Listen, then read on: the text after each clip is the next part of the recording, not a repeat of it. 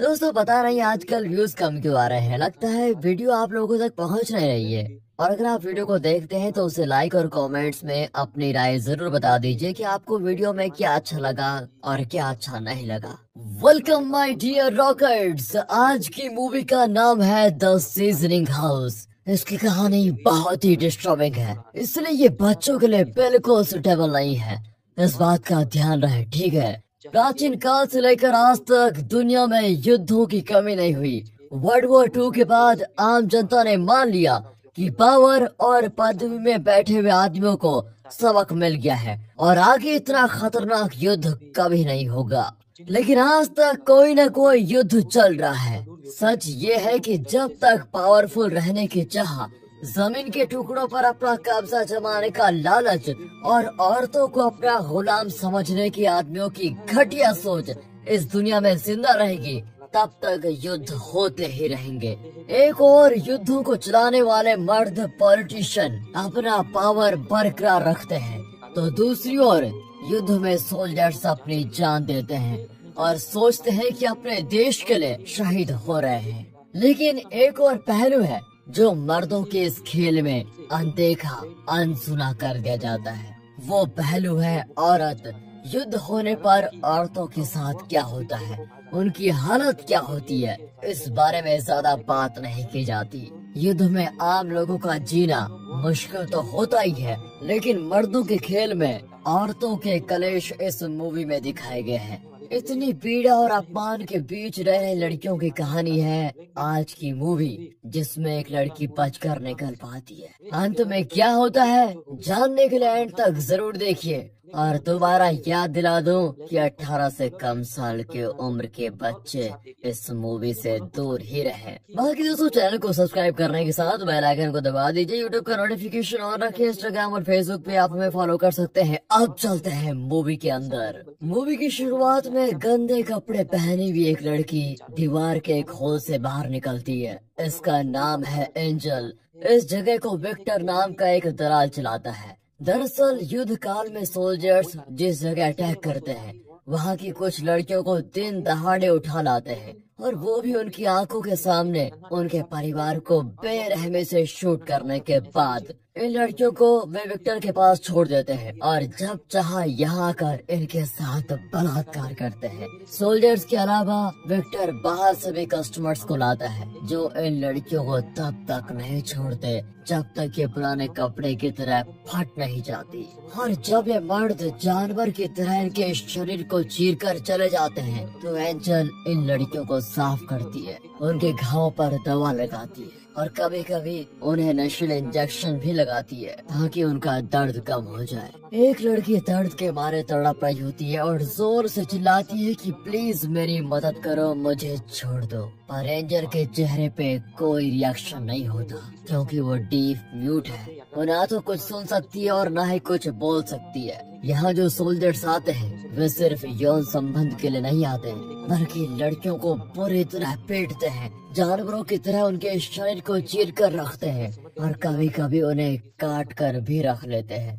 इसलिए दर्द बर्दाश्त नहीं होता और लड़कियां तड़प रही होती है। शुक्र है ये सीन यहाँ पर कट होता है और फ्लैशबैक में दिखाते हैं कि एंजल यहाँ पर आई कैसे। कुछ दिन पहले सोल्जर्स 6 लड़कियों को जबरदस्ती उठाकर विक्टर के पास लाए थे। उनमें से एंजल भी एक थी। विक्टर उन्हें बताता है कि आज से यही तुम लोगों का घर है और कभी बाहर निकलने या बचने के बारे में सोचना भी मत। तुम सब वही करोगी जो मैं कहूँगा। अगर कभी होशियारी दिखाई तो जानती हो मैं क्या करूँगा। ये कहकर वो एक लड़की को बुलाता है और इन सब के सामने उसका गला काट कर मार डालता है। एंजल और दूसरी लड़कियां सांस पकड़कर खड़ी रहती है। फिर विक्टर सबको जाने के लिए कहता है, पर एंजल वहीं खड़ी रहती है क्योंकि उसे कुछ सुनाई नहीं देता। विक्टर उसके गाल पर एक बर्थ मार्क देखकर कहता है कि ये सिर्फ मेरी प्रॉपर्टी है और कोई इसे हाथ नहीं लगाएगा। उस दिन से एंजल विक्टर की गुलाम बनकर इस जगह पर रह रही है और उसका बताया हुआ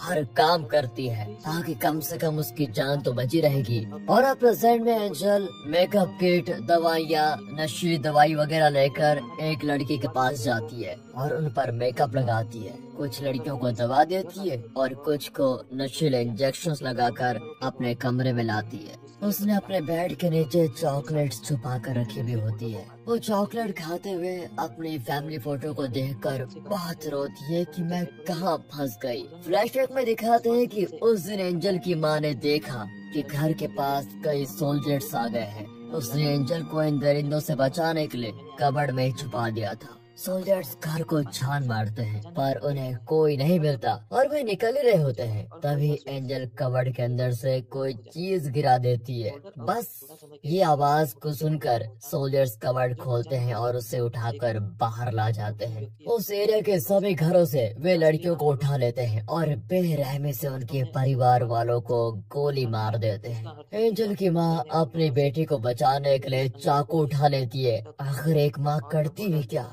यही तो कर सकती थी। एक सोल्जर फिर तभी एंजल की माँ को शूट कर देता है और एंजल की दीदी का बलात्कार करते हुए उसे भी मार डालते हैं। उसके बाद वे एंजल को विक्टर के पास लाते हैं और अब प्रेजेंट में दिखाते हैं तो एंजल एक लड़की के कमरे में जाती है तो उसका पूरा शरीर खून में भीगा हुआ होता है। एंजल पास जाती है तो पता चलता है कि वो लड़की मर गई है क्योंकि कल जिस आदमी ने इसको बलात्कार किया था उसने इसे इतना पीटा कि वो दर्द के मारे मर ही गई। एंजल विक्टर को ये बात बताती है पर उससे क्या फर्क पड़ने वाला था। वो कहता है कि ऐसी जगहों पर ये सब नॉर्मल बातें हैं। ये कहकर वो उस लड़की की लाश को उठाकर बाहर फेंकने को कहता है, मानो वो इंसान नहीं कोई जानवर की लाश है।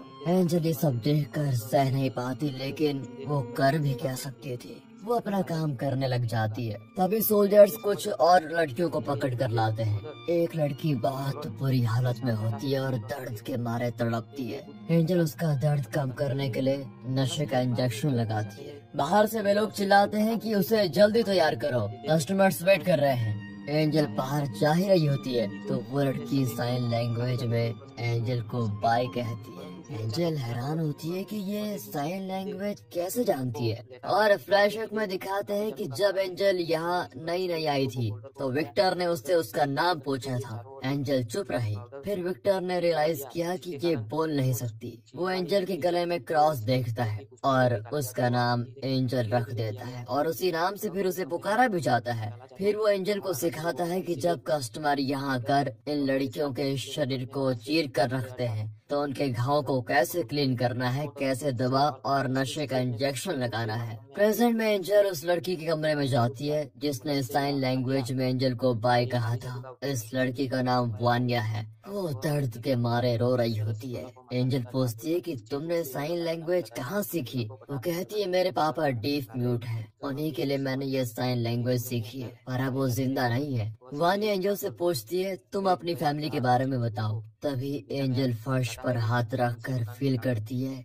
कि वाइब्रेशन हो रहा है। वो कहती है कोई आ रहा है, मुझे तुरंत जाना होगा। ये कहकर वो दीवार के एक छोटे से होल से निकल जाती है। एंजल को अपनी फैमिली की याद आती है। एंजल का पिता हमेशा एंजल की माँ से लड़ता ही रहता था। एक दिन वो एंजल की दीदी और उसकी माँ को छोड़कर चला गया। उसके बाद माँ ने ही इन दोनों लड़कियों को पाला था। ये सब सोचकर वो बहुत दुखी होती है। फिर वो हॉल से निकलकर वान्या से मिलने जाती है। वो पूछती है कि यहाँ से कैसे बचे। एंजल बताती है कि मेन डोर के अलावा और कोई रास्ता नहीं है बचने का और उसकी चाबी भी मेरे पास नहीं है। फिर एंजल उसे थोड़े चॉकलेट्स देती है जिसे वो बड़े चाव से खाती है। इस तरह दोनों बातें करने लगती हैं और दोनों की दोस्ती काफी अच्छी हो जाती है।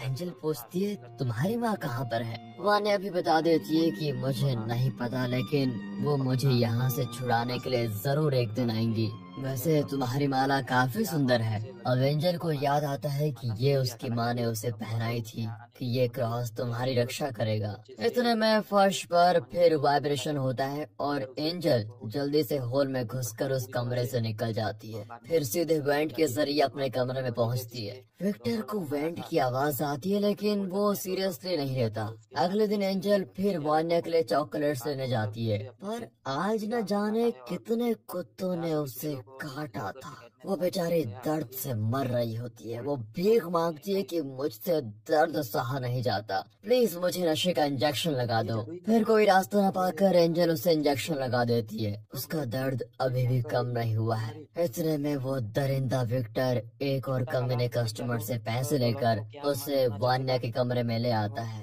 पूरा बिल्डिंग वान्या की चीख के नीचे दब जाता है। वो इतना चिल्लाती है कि मुझे छोड़ दो, पर वो मर्द सुनता नहीं और उस लड़की को बुरी तरह पीटता है। ये सब एंजल अपने फ्रेंड से देख रही होती है। जैसे ही वो जानवर अपनी मर्दांगी दिखाकर कमरे से बाहर आता है, वो एंजल तुरंत वान्या की मदद के लिए कमरे में जाती है। पूरा बेड पर खून ही खून है। तब विक्टर आता है। वो मदद करने के बजाय कहता है कि उस कस्टमर ने ज्यादा पैसे दे दिए थे, इसीलिए ये सब सहना ही पड़ेगा। ये कहकर वो बाहर चला जाता है। एंजल के कहने पर एक डॉक्टर को फिर बुलाया जाता है। वो वान्या को चेक करके अकेले में विक्टर से कहता है कि तुम इंसान हो या कुछ और। उस लड़की की हालत बहुत ही खराब है। उसकी कमर की हड्डी टूट चुकी है और शरीर चिथड़ा हो चुका है। बहुत सारा खून बह चुका है। उसे हॉस्पिटल नहीं ले गए तो वो मर जाएगी, लेकिन वो डॉक्टर को पैसे देकर दफा कर देता है। अब रात को एंजल वान्या के लिए सूप बनाकर लेके जाती है और उसकी पीड़ा कम करने के लिए उसे गले लगाकर उसके पास ही सो जाती है। इस बीच विक्टर एंजल को हर कमरे में ढूंढ रहा होता है। उसकी आवाज वान्या को सुनाई देती है और वो एंजल को जगाती है। एंजल इतनी जल्दी होल में नहीं घुस सकती तो वो जल्दी से बाथरूम में जाकर लॉक कर देती है। और जब विक्टर आता है तो एंजल बाथरूम से बाहर निकलती है जैसे कि वो बाथरूम यूज कर रही थी, इसलिए विक्टर को शक नहीं होता और वो एंजल को अपने कमरे में लेके जाता है। फिर वो एंजल को एक चाबी देकर कहता है, ये मेन डोर की चाबी है, ये तुम रख लो क्योंकि मुझे तुम पर पूरा भरोसा है कि तुम बचने की कोशिश नहीं करोगी। ये कहकर विक्टर एंजल के साथ वही करता है जो दूसरे कस्टमर्स यहाँ की बाकी लड़कियों के साथ करते हैं। अगली सुबह एंजल फिर वान्या को देखने जाती है। वान्या खून में पड़ी होती है और बड़बड़ाती है कि इसके बाद एक भी जानवर आया तो मैं सह नहीं पाऊंगी, प्लीज तुम अपने हाथों से मुझे मार डालो, मैं जीना नहीं चाहती। एंजल कहती है तुम्हें कुछ नहीं होगा, ये लो मेरी माँ की दी हुई माला, इसे पहन लो, ये तुम्हारी रक्षा करेगी। ये कहकर एंजल वान्या को अपनी माला पहना देती है। इतने में विक्टर उस लड़की के लिए अगला कस्टमर लेके आता है। उसे इस बात का लिहाज ही नहीं होता कि वान्या मरने की हालत में पड़ी हुई है। तभी दिखाते हैं तो गोरन नाम का एक कमांडर कुछ सोल्जर्स को लेकर वहाँ पर आता है। गोरन को देखते ही एंजल घबरा कर अपने कमरे में छुप जाती है। दरअसल गोरन ने ही एंजल की माँ को मार डाला था। उसके साथ इवाम नाम का एक और सोल्जर भी होता है। विक्टर उससे कहता है कि तुम्हारी पसंद की एक लड़की है, जाओ एंजॉय करो। उसके जाने के बाद गोरन विक्टर से कहता है कि यहाँ की सारी लड़कियों को मैं ही पकड़ कर लाया हूँ, लेकिन प्रॉफिट में तुम मुझे सिर्फ 40% ही देते हो और खुद 60% रख लेते हो। ये नहीं चलेगा, अब से मुझे 70% चाहिए। ये सुनकर विक्टर को गुस्सा आता है पर वो चुपचाप मान जाता है। वहाँ एवन वान्या के साथ जो कर रहा होता है एंजल वेंट से देखती है। जब वो और बर्दाश्त नहीं कर पाती तो धीरे से वेंट से नीचे उतरकर एक नुकीली चीज को उठाकर इवान की रीढ़ में घुसा देती है। वो हाथ से उसे रोकने की कोशिश करता है तो उसके हाथ पे भी काट देती है। फिर वो एंजल को धक्का देने की कोशिश करता है पर एंजल इवान के मुंह के अंदर चाकू घुसाकर घुमा देती है। इवान उठ भी नहीं पाता। अब एंजल वान्या को देखती है तो वो दर्द के मारे मर चुकी होती है। एंजल बहुत रोती है। इतने में इवान फिर उठ जाता है और एंजल पर हमला करने लगता है, लेकिन इस बार एंजल चाकू से उस पर बार बार वार करके उसकी कहानी खत्म कर देती है। इवान की चीख सुनकर विक्टर और बाकी लोग वहाँ पर पहुँचते हैं। अब इवान को मरा हुआ देखकर वे चारों ओर देखते हैं, लेकिन एंजल वेंट के जरिए बच निकली है। गोरन चिढ़ जाता है कि मेरे आदमी की ये हालत किसने की। तभी वेंट से कोई आवाज आती है और वो गन लेकर हर तरफ चेक करते हैं। गोरन विक्टर से पूछता है कि वो गूंगी लड़की कहाँ पर है। विक्टर कहता है पता नहीं। फिर गोरन गुस्से में वहाँ की एक लड़की को मार डालता है और विक्टर को धमकाता है कि अगर वो नहीं मिली तो मैं यहाँ की सारी लड़कियों को मार डालूंगा। गोरन अपने भाई से कहता है कि उस लड़की को जल्दी ढूंढ लो, मैं उसे तड़पा तड़पा कर मार डालना चाहता हूँ। अब सभी एंजल की तलाश कर रहे होते हैं। एंजल जो इतने दिनों से वेंट के जरिए आती जाती रहती थी, वो जान चुकी थी कि कौन सा वेंट कहाँ जाता है। वो वेंट्स के अंदर से घुसकर किसी तरह मेन डोर पहुंच जाती है। फिर वो विक्टर की दी हुई चाबी से मेन डोर खोलती है, लेकिन दरवाजा नहीं खुलता। मतलब विक्टर ने उसे असली चाबी नहीं दी थी। अब एंजल परेशान होकर वापस वेंट के होल के अंदर जाने लग जाती है, पर गोरेन देख लेता है और अंधाधुंध शूट करना शुरू कर देता है। एंजल फिर एक कमरे में पहुंचती है जहां एक और आदमी उसे पकड़ देता है, लेकिन एंजल के पास नशे का इंजेक्शन होता है जिसे वो उस आदमी के पैर में घुसा देती है। वो फिर से वेंट में घुसकर बचने की पूरी कोशिश करती है, लेकिन गोरेन उसका पैर पकड़ लेता है और अपने साथियों से कहता है, चाकू दो मुझे, आज तो इसका पैर काट कर रहूंगा। एंजल जोर से अपना पैर हटाकर खुद को छुड़ाने की कोशिश कर रही होती है, जिसकी वजह से गोरेन के मुंह पर चाकू का निशान लग जाता है और एंजल फिर मौका देकर सीधे वेंट में घुस जाती है। अब गोरेन को विक्टर पर आता है गुस्सा। फिर दूसरा सोल्जर गन से दीवार तोड़कर वेंट होल के अंदर जाता है। गोरेन कहता है कि वो लड़की दिखे तो तुरंत उसे मार डालो। वो सोल्जर फिर एंजल को देख लेता है और गोलियां चलाता है। उससे बचने के लिए एंजल धीरे धीरे बिल्डिंग की छत पर पहुंच जाती है। उस सोल्जर का गन फिर नीचे गिर जाता है। फिर भी वो ऊपर चढ़कर एंजल को पकड़ना चाहता है, लेकिन एंजल वहाँ पड़ा हुआ ईंट उठाकर सोल्जर के मुंह पर मारकर उसे खत्म कर देती है। ये सब कुछ देखकर गोरेन को और गुस्सा आता है। अब एंजल उस आदमी का चाकू निकाल लेती है और अपने घाव पर पट्टी बांध देती है। अब क्योंकि एंजल वेंट के अंदर छुपी हुई है, इसलिए गोरेन सारे वेंट होल्स के अंदर बॉम्ब फेंकने को कहता है और वो गैस बम होते हैं। एंजल सांस नहीं ले पाती और बहुत तड़पती है। अब विक्टर को गोरेन से बहुत ही चिढ़ होती है, क्योंकि उसके आदमियों की वजह से यहाँ की कई लड़कियां मर गई हैं, जिसकी वजह से विक्टर का धंधा चल नहीं पाएगा। वो गुस्से में गोरेन के एक सोल्जर को मार डालता है। अब आवाज को सुनकर गोरेन आता है तो विक्टर कहता है कि उस गूंगी लड़की ने इसे मार डाला और फिर वेंट के अंदर चली गई। इसी बीच एंजल वेंट से होकर बाहर के वेंट होल के जरिए बिल्डिंग से बाहर निकल जाती है। गोरेन उसे शूट करता है, पर वो बचकर पास के जंगल के अंदर चली जाती है। अब गोरेन का भाई और विक्टर एंजल को ढूंढते हुए जंगल में पहुंचते हैं। एंजल उनसे भागते भागते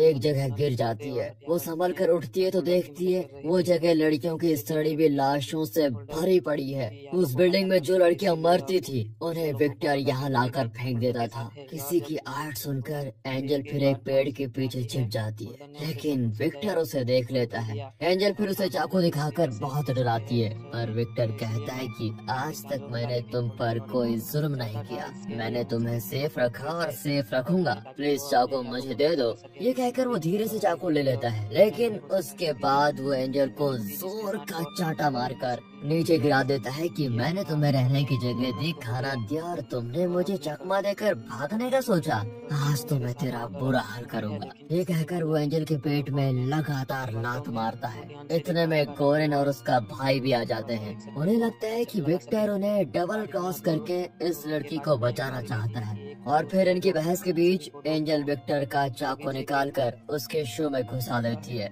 विक्टर तड़पता है और गलती से उसकी गन चल जाती है और गोरेन के भाई को लग जाती है। गुस्से में गोरेन विक्टर को शूट कर देता है, पर गोरेन का भाई तो मर चुका था।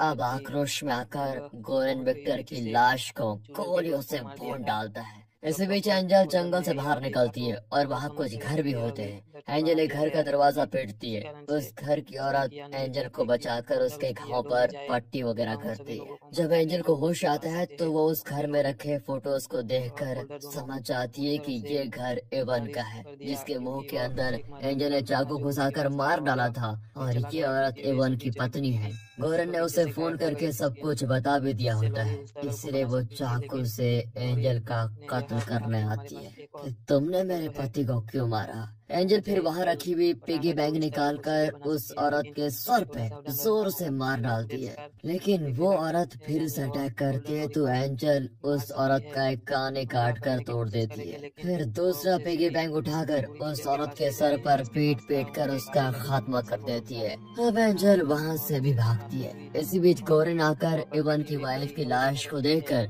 एंजल का खून का प्यासा हो जाता है। वो एंजल को अब किसी भी तरह पूरी कदर मारना चाहता है। एंजल एक पुरानी फैक्ट्री के अंदर घुस जाती है।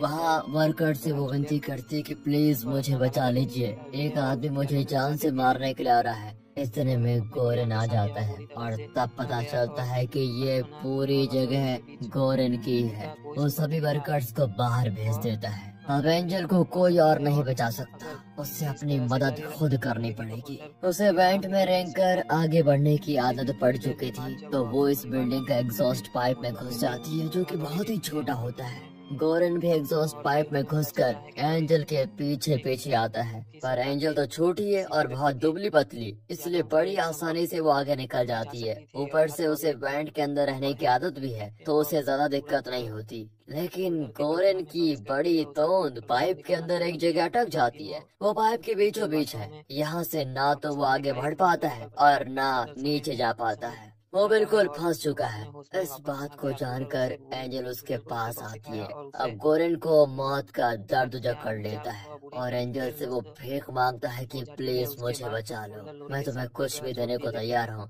लेकिन एंजल को तो सुनाई देता ही नहीं। उसने गोरेन की आंखों में मौत का डर देख लिया होता है और वो जान जाती है कि ये मौत के डर से चिल्ला रहा है। अब वो गोरेन के मुंह पे वही करती है जो उसने उन लड़कियों के चेहरे पे किया था, मेकअप। एंजल अपने खून से गोरेन की लिपस्टिक लगाती है, फिर उसके गाल पर लाल लगाती है और उसके आईब्रोज बनाती है। फिर वो अपने ड्रेस से थोड़ा फाड़कर गोरेन के मुंह में दबा देती है ताकि वो आवाज भी न निकाल पाए। एंजल मन ही मन सोच लेती है कि तुम्हारे सोल्जर्स ने और तुमने उन लड़कियों के साथ जो किया, तुम्हारी वजह से उन्हें जो दर्द और पीड़ा सहनी पड़ी, वो आज तुम भी सहो और यहीं घुट कर मर जाओ। इस तरह अपना मन बनाकर एंजल उस पाइप से बाहर निकल जाती है। फिर वो भागती है और बहुत दूर बिना कुछ सोचे भागती जाती है। एक जगह वो थक कर गिर भी जाती है। तभी उसे एक सहारा देकर कोई उठाता है और ये वही डॉक्टर है जो कि वान्या को चेकअप करने के लिए आया था। खुशकिस्मती से डॉक्टर अच्छा आदमी होता है और वो एंजल की बहुत अच्छी देखभाल करता है। और दोस्तों, इसी के साथ ये मूवी यहाँ पर खत्म होती है। बाकी दोस्तों, आपसे रिक्वेस्ट है कि हमारे दूसरे चैनल अच्छी लगी हो, स्टोरी अच्छी लगी हो, एक्सप्लेनेशन अच्छा लगा हो तो इसे ज्यादा से ज्यादा शेयर करें, वीडियो को लाइक कीजिए और चैनल को सब्सक्राइब। तो फिर मिलते हैं अगली वीडियो में, तब तक के लिए गुड बाय, अपना ख्याल रखें and finally thanks for watching.